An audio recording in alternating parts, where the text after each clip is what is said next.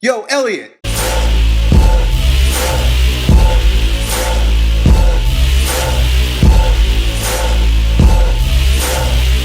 We got a question from our anonymous friend who wants to be called Bob, right? Of all the anonymous names, Bob. But anyway, Bob is having trouble sleeping, and we all know the deleterious effects of not getting enough sleep on your gains, on your strength, on your mental health, your nervous system, so on and so forth. So I don't need to go into that. The reason why Bob is suffering from insomnia is, as he describes, a fixation on what fake friends and other people think of him. And he understands, right? It's very easy to understand that he shouldn't give a shit about what other people think, that he really shouldn't care, but he's very sensitive and caring, and it's just who he is, and he can't just give it up. So here's the thing, I totally empathize. I empathize with you, I sympathize with you, because although it's easy to say, fuck it, just don't give a shit about what anybody else thinks, it's easier said than done. And there are typically two approaches to getting anything in life done. There's the aggressive approach, which is basically like, I'm gonna beat this thing, go after it like a soldier, like a warrior, man up, right? And then there's the other end of the spectrum, which is yielding, letting go, letting it be, dropping the situation completely and softening up to it, right? And a lot of times, the latter is far more powerful than the former. So I could sit here and be a tough guy strength coach with my camo t-shirt on and be all tough and motivating to you, but I know it's not going to serve you, because the problem is that you're too dug into the situation. What you really need to do is to yield and let go of what's happening. That's why you can't sleep. Sleeping is a form of letting go. You've got to actually be able to let go of your ego, let go of the day consciousness in order to drift. That's why they say fall asleep, right? You don't actively engage in sleep, right? You don't aggressively attack sleep. You what? Fall. You fall asleep. You fall in love. There are certain things that you have to fall or yield into, right? The problem is you're so attached to what's going on that falling is not possible, right? So my invitation to you, right?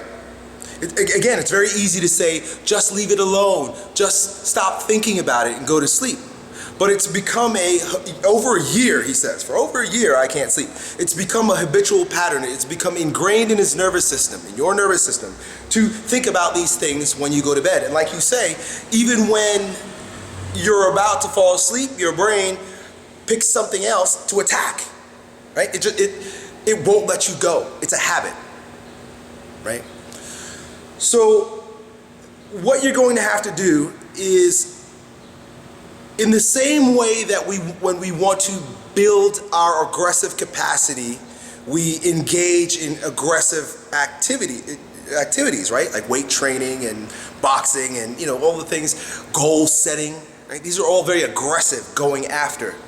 You're going to have to practice, and even that term, going to have to, is very aggressive. But I invite you, that's why I use that term a lot, I invite you to consider that by practicing meditation and deep breathing, you'll be able to get out of your head and into your body, and then by literally letting go of what's happening in your head and getting into your body, you will now be able to access and cultivate ideas and behaviors that are resourceful to your happiness, your health, your joy, and your strength.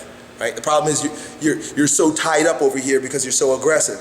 What I'm asking you to do is to let go, and letting go is breathing into your body, breathing into your balls, meditation. It's all a form of letting go. Every time you exhale,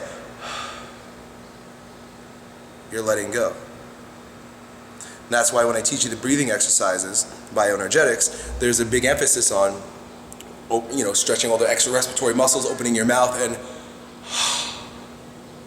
letting go. because it practices, it gets your nervous system, it gets your mind comfortable with the idea of exhaling, which is associated with letting go, right?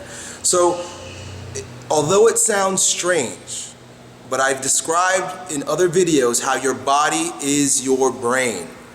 It's just a different part of your brain, right? You call it your peripheral nervous system or the vegetative nervous system. You've got to stimulate that part of your brain by breathing deep. Use my bioenergetic exercises, namely the breathing, the bioenergetic stool breathing, the bow, and get out some catharsis, right? A part of why we are so attached to our ideas or unresourceful neurotic holding patterns is because we've got so much going on emotionally that never gets let go, right? You mentioned fake friends. Fake friends. Wouldn't you like to smack them in their mouth and watch their teeth fall on the floor and scream at their body as it's bleeding? Well, you can't do that. But what you can do is go into you close your bedroom door or go down in your basement and lock the door and scream and hit a bed, just fucking go crazy. You gotta go nuts. You gotta get it out of your body. You've got to get this emotional tension out of your body. Otherwise, you won't be able to let go and fall asleep. Bioenergetics and meditation. It is the most magnificent combination to allow you to become a stronger version of yourself on the yin side of things, on the softer side of strength. We build up our bodies with weight training, plyometrics, sprinting. We beat the shit out of ourselves. And then we engage in all type of activities that also stimulate the sympathetic nervous system. Stress at school, stress with friends, stress with your girlfriend, stress with your parents, stress at work. But very rarely do we let go.